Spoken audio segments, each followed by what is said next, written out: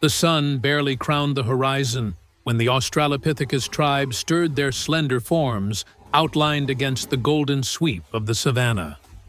The air vibrated with the distant rumble of enormous wings, a sound that set every instinct on edge. Towering shadows moved across the grass, colossal silhouettes of elephant birds, their heads higher than the tallest hunters. These feathered giants, remnants of a world still wild and untamed, surveyed the plain with cold, calculating curiosity.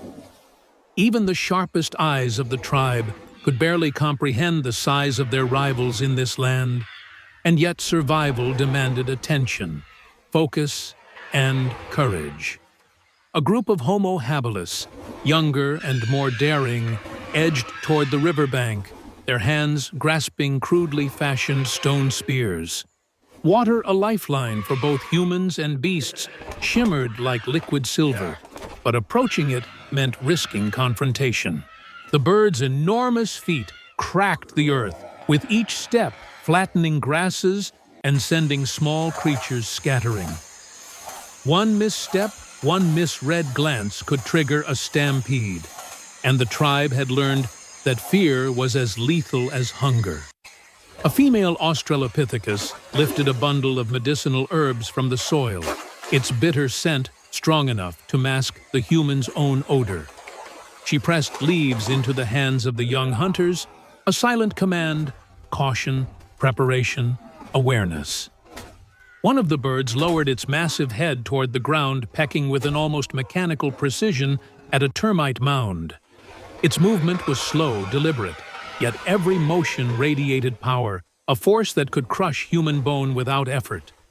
Across the plain, the tribe's youngest infants clung to their mothers, eyes wide with instinctive terror, as the shadow of survival lengthened with the rising sun. A sudden cry pierced the morning.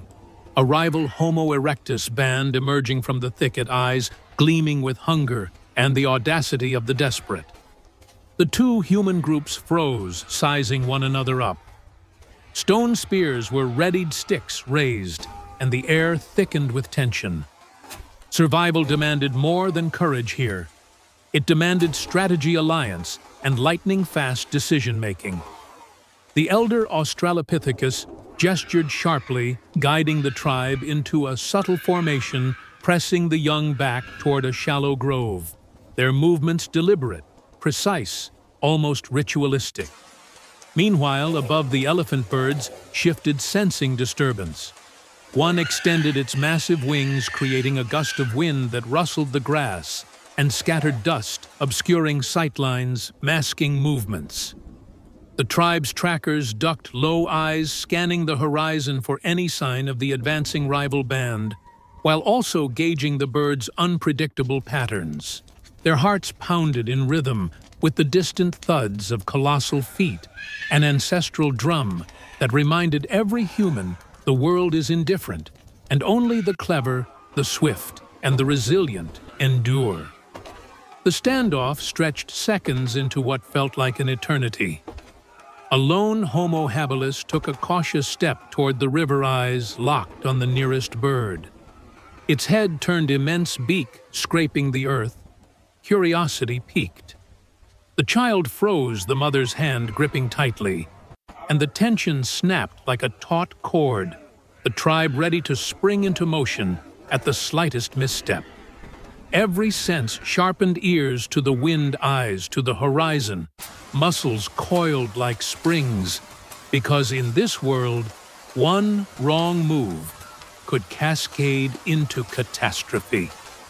A sudden gust of wind carried the scent of smoke from the distant forest, signaling a threat neither bird nor human had anticipated. The elder Australopithecus scanned the horizon, tension etched deep in every wrinkle of his sun-baked skin. Somewhere beyond the river, lightning cracked across a blackened sky, igniting small fires that sent plumes of smoke curling like spectral fingers over the plains. The tribe knew storms could shift the balance of power in a heartbeat. One moment, the elephant birds were indifferent. The next, They could stampede through the grass, panicked by fire crushing everything in their path. Survival demanded movement timing and an instinct older than memory.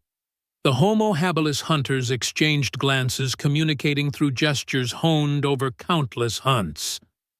They advanced toward the water cautiously, spears, low eyes, flicking to the colossal shadows looming on the riverbank. One bird lowered itself further, testing the humans' resolve with slow, deliberate steps. The tribe's heartbeats synchronized a primal rhythm that allowed them to act as one body, each motion a silent conversation. One miscalculated step, a rustle of grass, could provoke the bird's fury. Suddenly, the rival Homo erectus band charged not in full attack, but attempting to seize the river first. Rocks were slung, spears thrust, bodies clashing in a chaotic ballet of survival instincts.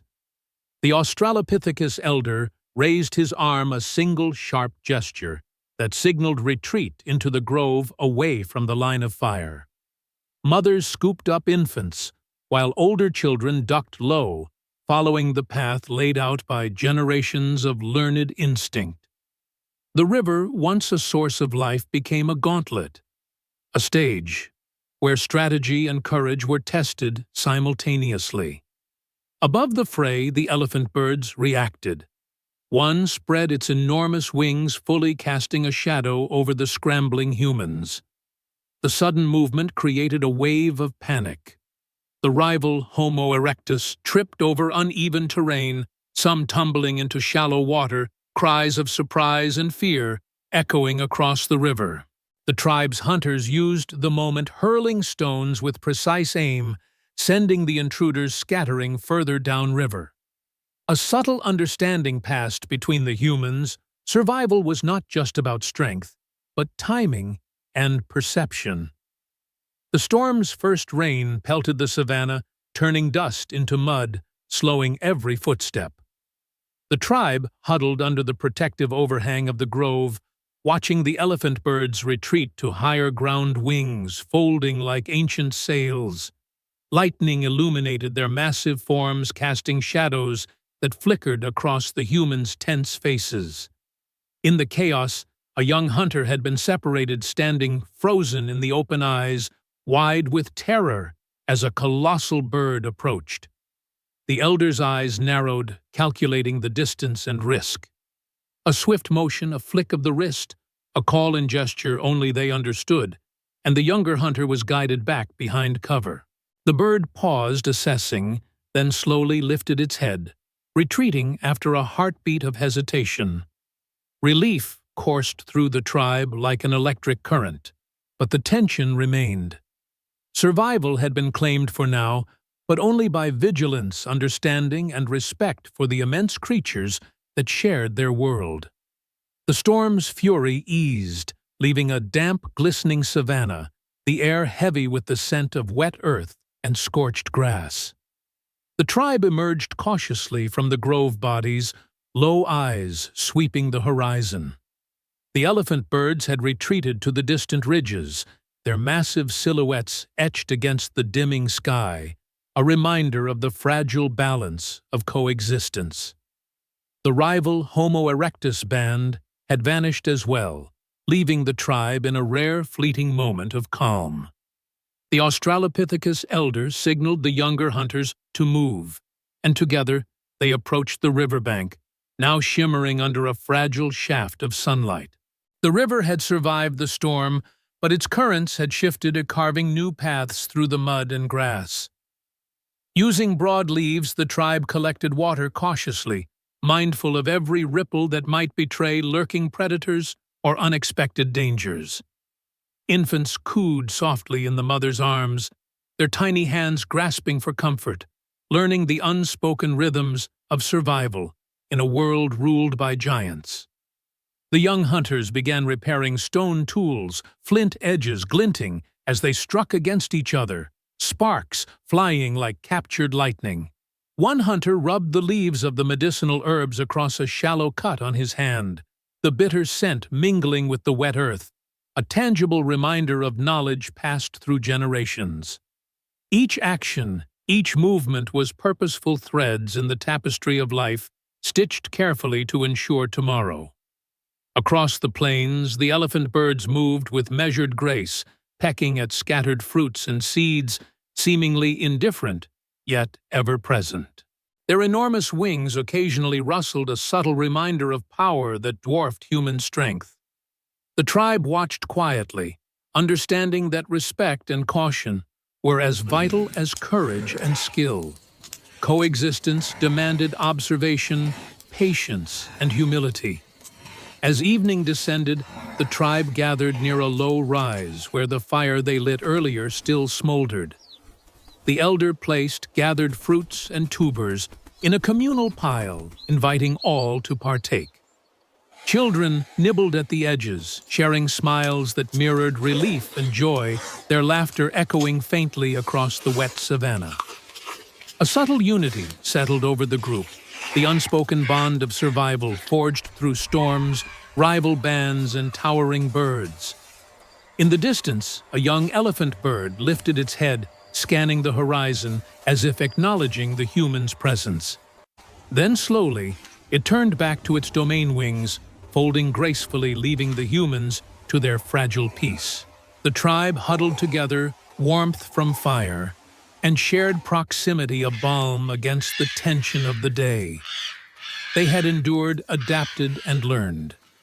As the last rays of sun faded, the savannah exhaled its tension, leaving only the rhythm of life, flowing water, whispering grasses, and the silent, immense presence of the creatures that shared the land.